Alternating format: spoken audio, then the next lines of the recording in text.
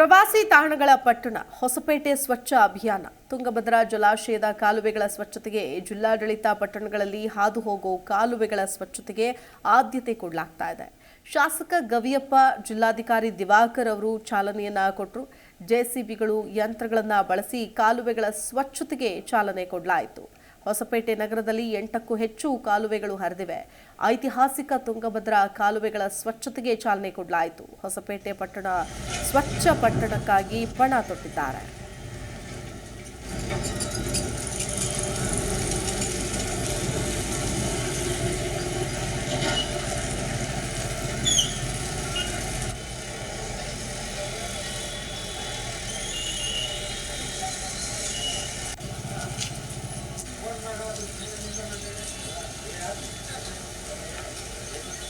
ನಮಗೆ 3-4 ಎದುರುಗಡೆ ಕಾಣಿಸ್ತವೆ.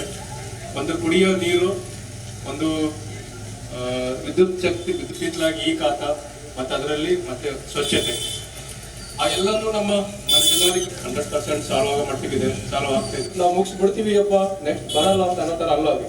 ಆ ಟಾಸ್ಕ್ ಅನ್ನುವಂಥದ್ದು ನಮ್ಮ ಸರ್ವಿಸ್, ನಾವೇನು ನಗರ ಸ್ಥಳೀಯ ಸಂಸ್ಥೆ ಹೇಗೆ ನಾವು ಸಾಲ್ವ್ ಮಾಡಬೇಕು, ಅದನ್ನ ಹೇಗೆ ಪರಿಹರಿಸಬೇಕು ಅನ್ನೋದೊಂದು ತುಂಬಾ ನಮ್ಮ ಮಾನ್ಯ ಜಿಲ್ಲಾಧಿಕಾರಿಗಳು ಮತ್ತು ಮಾನ್ಯ ಶಾಸಕರು ಅವರು ಅತ್ಯಂತ ಮುಖ್ಯ ಅಂತ ಅನ್ನುವಂಥ ತೀರ್ಮಾನಕ್ಕೆ ಬಂದು ಮಾನ್ಯ ಶಾಸಕರು ಮತ್ತು ನಗರ ಕಾಲುವೆಗಳ ಸ್ವಚ್ಛತಾ ಅಭಿಯಾನ ಸಂಕಲ್ಪ ಇದು ಫಸ್ಟ್ ಸ್ಟೆಪ್. ಇದು ಅದನ್ನು ಅರ್ಥಕೊಂಡು ನಾವು ಒನ್ ಬೈ ಒನ್ ತಗೊಳ್ಳೋಣ ಅಂತ ತೀರ್ಮಾನಕ್ಕೆ ಬಂದಿದ್ದೀವಿ. ಇವತ್ತು ಸ್ವಚ್ಛತೆ ಅದರಲ್ಲಿ ಒಂದು ಕೋಟ್ ಮಾಡಿದ್ದೀವಿ, ಸ್ವಚ್ಛತೆಯ ಸಣ್ಣ ಹೆಜ್ಜೆಯು ನಗರದ ದೊಡ್ಡ ಬದಲಾವಣೆ ತರಬಾರದು ಅಂತ ಇಷ್ಟಪಡ್ತೀನಿ.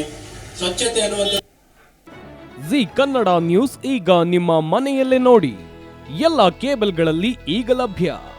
ಸನ್ Direct 292, Jio TV 1334, U digital 162, city cable 51, GTPL 17, Abhishek cables 821, Rockline telecommunication 51, Shri Basaveshwara number 60, Vinayaka digital number 53, in digital number 896ರಲ್ಲಿ.